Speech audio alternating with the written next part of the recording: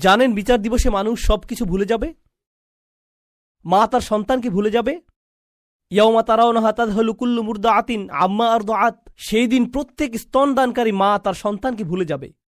ইয়াউমা ইয়াফিরুল মারউ মিন আখিহি ওয়া উম্মিহি ওয়া আবিহি ওয়া সাহিবাতিহি ওয়া বানিহি, সেদিন প্রত্যেক মানুষ তার ভাইয়ের কাছ থেকে পালিয়ে বেড়াবে। সূরা মাআরিজে এসেছে। ওয়া ফাসিলাতিল্লাতী তুইহ, তার মা, তার স্ত্রী, তার সন্তান, তার অভিভাবক, তার গোটা গোত্র, সে তাদের সবার কাছ থেকে পালিয়ে বেড়াবে। সে কারো সাথে কোনো কিছু করতে চাইবে না। ওয়াতাকাত্তাআত বিহিমুল আসবাব, কোরআন বলছে সকল সম্পর্ক ছিন্ন হয়ে যাবে। কিন্তু ঈমানদারদের জন্য এমনটা হবে না। ঈমানদারদের জন্য এমনটা হবে না। সে জান্নাতে প্রবেশ করবে এবং তার ভালোবাসা অব্যাহত থাকবে। কার জন্য?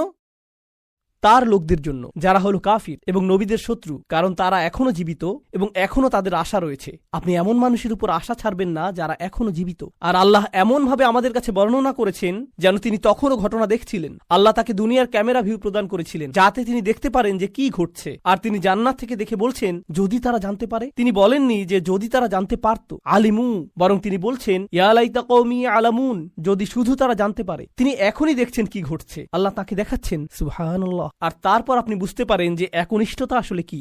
আমরা মুসলিমরা একনিষ্ঠতার কৃত্রিম ধারণা তৈরি করেছি। আমি এটা মানতে পারি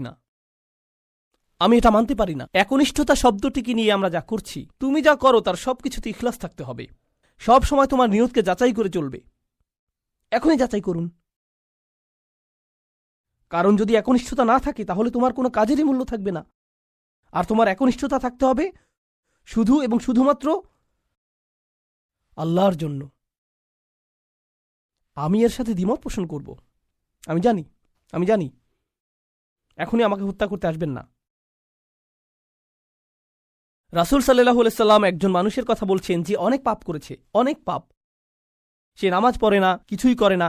একদিন সে হাঁটতে হাঁটতে একটি তৃষ্ণার্ত কুকুর দেখতে পেল। তৃষ্ণায় কুকুরটির জিহ্বা বের হয়ে আছে। আর লোকটি সিদ্ধান্ত নিল যে নিজে পান করার আগে সেই কুকুরটিকে পান করাবে।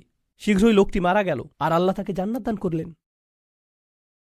হ্যাঁ, আসুন ঘটনাটা খেয়াল করি। এই লোকটি, সে কি বিশ্বাসী? আমরা জানি না। সে কি নামাজ পড়ে? না।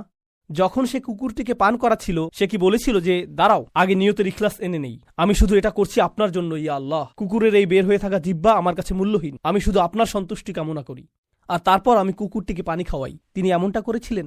তিনি শুধুই কুকুরটির জন্য খারাপ বোধ করেছিলেন এবং কুকুরটিকে পানি পান করিয়েছিলেন, তাই না? তো কুকুরটির জন্য তার উদ্বেগের ব্যাপারে তিনি একনিষ্ঠ ছিলেন, তার ইখলাস ছিল, তাই না? এখানে এই ঈমানদারটি তার লোকদেরকে ভালোবাসেন, কিন্তু তিনি কি বলেছেন যে এটা যদি আল্লাহর জন্য না হতো তাহলে আমি আমার লোকদের ঘৃণা করতাম। তিনি এজন্য তাদেরকে ভালোবাসেন কারণ তারা তারই লোক, আর এটাই তার লোকদের জন্য একনিষ্ঠতা। ইবাদতের ক্ষেত্রে আল্লাহর প্রতি আপনার একনিষ্ঠতা থাকতে হবে, আপনার পিতামাতার প্রতি আপনার একনিষ্ঠতা থাকতে হবে, শুধু আল্লাহর জন্য না, বরং এজন্য যে তারা আপনার পিতামাতা। আপনার একনিষ্ঠতা থাকতে হবে অন্য মুসলিমদের জন্য, কারণ তারা আপনার মুসলিম ভাই। আপনার একনিষ্ঠতা থাকতে হবে আপনার প্রতিবেশীর জন্য। আপনার একনিষ্ঠতা থাকতে হবে আপনার কাজের প্রতি, আপনার লেখাপড়ার প্রতি। আপনার একনিষ্ঠতা থাকতে হবে আপনার ব্যবসায়ের অংশীদারের প্রতি। এই সব কিছুই একনিষ্ঠতা। আপনি কৃত্রিমভাবে এটা বানাতে পারবেন না। না, আমি তোমার বন্ধু হতে পারবো না, কারণ এটা আল্লাহর সন্তুষ্টির জন্য না। আমরা শুধু একসাথে বাস্কেটবল খেলবো আর এটা আখিরাতে আমার কোনো কাজে আসবে না। আমি জানি না কে এই অদ্ভুত কথা আপনাকে শিখিয়েছে। যখন আপনি আপনার নিয়ত যাচাই করছেন বাস্কেটবল খেলায় বল ছোড়ার আগে, কারণ এতে কোনো ইখলাস নেই। এটা এইভাবে কাজ করে না।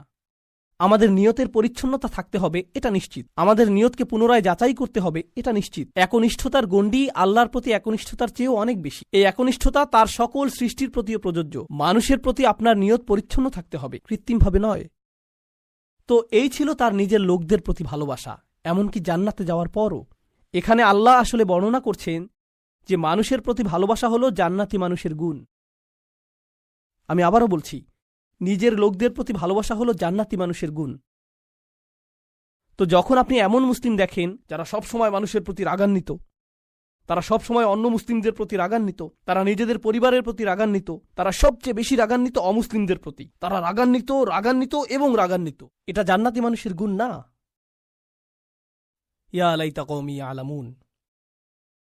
এখন তিনি এই বক্তব্যটি দিলেন তার লোকদের প্রতি। আমরা এমনকি তার নামও জানি না, আর তার কথাগুলো কিয়ামত পর্যন্ত পাঠ করা হবে। এখন আপনার এবং আমার কথোপকথনগুলোর কথা ভাবুন। আমরা কথা বলি আইফোন নিয়ে, আমরা কথা বলি গাড়ি নিয়ে, আমরা কথা বলি খেলাধুলা নিয়ে। এই কথাগুলো কোথায় যাবে? এই কথাগুলো কি চিরদিন থেকে যাবে? না। এগুলো কি পৃথিবীতে কোনো কল্যাণ নিয়ে আসবে? না। জানেন এই সম্পর্কে ভাবতে গিয়ে আমি কি উপলব্ধি করছি? আল্লাহর কাছে কথা হলো অমূল্য রত্ন। লোকটি কোনো নবী নন, তবুও তার কথা কোরআনে সংরক্ষিত হয়ে আছে। আল্লাহ কি অন্য জিনিসে সংরক্ষিত রাখেন? অকুল্লা শাইইন আহসাইনাহু ফি ইমামিম মুবিন। আল্লাহ বলছেন যে আমি সবকিছুই সংরক্ষণ করে রাখি। তিনি সবকিছুই সংরক্ষণ করে রাখেন। তো কোন জিনিসটি আপনি সংরক্ষণ করে রাখতে চান? ভালো কিছু, কোনো একনিষ্ঠ পরামর্শ? আপনাকে কি ব্যাপক জ্ঞানের অধিকারী হতে হবে ভালো কিছু বলার আগে? এই মানুষটির কি ভালো কথা বলার আগে অনেক অনেক ডিগ্রির প্রয়োজন হয়েছিল? বিষয়টি জটিল নয়, শুধু ভালো মানুষ হন। লক্ষ্য করুন কেমন চমৎকারভাবে কোরআন সন্নিবেশিত। যখন তিনি জান্নাতে গেলেন আর তিনি বললেন যদি আমার লোকেরা জানতে পারে, পরের আয়াতে তিনি বলছেন বিমা গফর আলী রব্বি ও যা আলানি মিনাল মুকরমিন, সেই ক্ষমা যা আমার প্রভু আমাকে প্রদান করেছেন আর আমাকে তাদের অন্তর্ভুক্ত করেছেন যাদেরকে সম্মানিত করা হয়েছে। তিনি জান্নাতের দুটি জিনিসের কথা বলছেন, ক্ষমা এবং সম্মান। সূরার শুরুতে এসেছে ফাবাশশিরহু বিমাগফিরাতিন ওয়া আজরিন কারীম। সূরার শুরুতে আল্লাহ বলছেন কোনো এক স্থানের সেই একাকী ঈমানদারদেরকে অভিনন্দন প্রদান করো যে সে পাবে ক্ষমা এবং সম্মানসূচক প্রতিদান। মনে আছে সেটা? ক্ষমা এবং সম্মানসূচক প্রতিদান। এখন সূরার মাঝখানে এই মানুষটি জান্নাতে পৌঁছে গেলেন এবং বললেন ইয়া আল্লাহ, আপনি আমাকে ক্ষমা প্রদান করেছেন এবং সম্মানিতদের অন্তর্ভুক্ত করেছেন। পুনরালোচনা, নিখুঁত পুনরালোচনা, এটাকে বলা হয় কুরআনের ইহকাম ওয়াল কুরআনিল হাকিম। এই আয়াতগুলো নিয়ে শেষে একটি বিষয় আমি আসলেই ভালোবাসি, তা হল যখন তিনি তার লোকদের সাথে কথা বলছিলেন তিনি বললেন ইন্নী আমানতু বিরব্বিকুম, আমি ঈমান এনেছি তোমাদের প্রভুর প্রতি, আমি ঈমান এনেছি তোমাদের প্রভুর প্রতি। কিন্তু যখন তিনি জান্নাতে প্রবেশ করলেন তিনি বললেন বিমা গফর লি রব্বি, আমার প্রভু। একই মানুষের কথা। এখন তিনি বলছেন আমার প্রভু। যখন তিনি জান্নাত দেখলেন, যখন তিনি জান্নাতে প্রবেশ করলেন, যখন তিনি ক্ষমা লাভ করলেন, যখন তিনি আল্লাহ প্রদত্ত সম্মানের অধিকারী হলেন। প্রসঙ্গক্রমে কারো দ্বারা সম্মানিত হওয়ার অর্থ কি? কিভাবে আপনি কারো দ্বারা সম্মানিত হতে পারেন বলতে পারেন আমাকে? স্বীকৃতি পাওয়া। হ্যাঁ, কারো স্বীকৃতি পাওয়া। কেউ আপনাকে অভিবাদন জানালো, কেউ আপনার সাথে কর্মর্দন করতে আসলেন, এটা দ্বারা তিনি আপনাকে সম্মানিত করলেন, তাই না? আমি এখনই বলে দিচ্ছি সামনের আয়াতগুলোতে এটা আসবে। সেখানে আল্লাহ বলছেন সালামুন কওলাম মির রব্বির রহিম, এই সূরাতেই। আরো পরে আল্লাহ বলছেন তিনি তোমাদেরকে বলবেন সালাম। তো শুরুতে তিনি বলছেন আমি তোমাদেরকে প্রদান করব সম্মানিত প্রতিদান, সম্মানিত প্রতিদান, সম্মানিত প্রতিদান। সেই সম্মানিত প্রতিদানটি কি? কতটা সম্মানিত এটা হতে পারে? আমি কি একটা মেডেল পাবো? কোনো সার্টিফিকেট দেয়া হবে পরীক্ষায় পাশ করার পর যেমনটা দেয়া হয়? কি সার্টিফিকেট আপনি পাবেন? আপনি পাবেন সালাম, আল্লাহর পক্ষ থেকে। এটাই আপনি পাবেন। তো যখন তিনি তা পেলেন তিনি ভুলে গেলেন যে এই প্রভু অন্য কারো প্রভু, তিনি শুধু তারই প্রভু। আমার প্রভু আমাকে ক্ষমা প্রদান করেছেন, আমার প্রভু আমাকে সম্মানিতদের অন্তর্ভুক্ত করেছেন, তিনি আমার প্রভু এবং শুধুই আমার প্রভু। সুবহানাল্লাহ।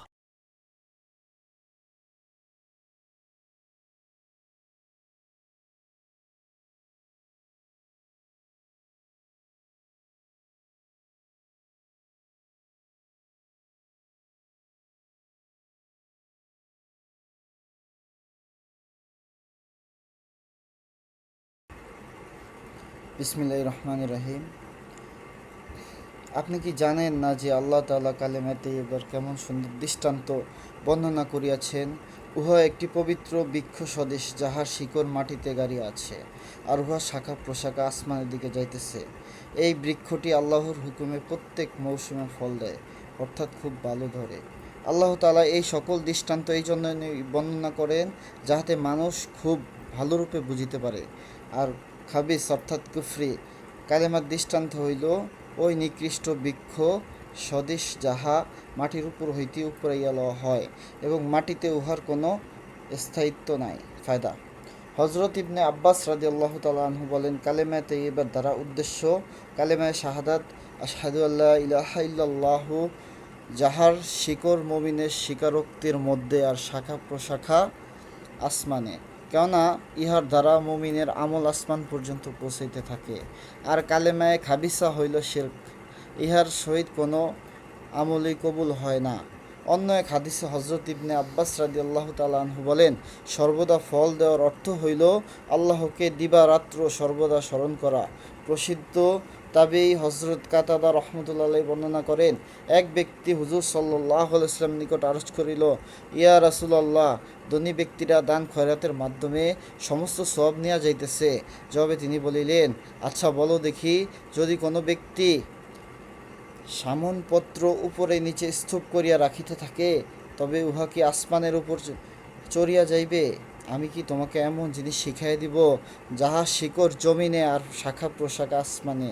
তুমি প্রত্যেক নামাজের পর লা ইলাহা ইল্লাল্লাহু আল্লাহু আকবার ওয়া সুবহানাল্লাহি ওয়াল হামদুলিল্লাহি 10 বার করিয়া পড়ো, ইহা শিকড় জমিনে আর শাখা প্রশাখা আসমানে।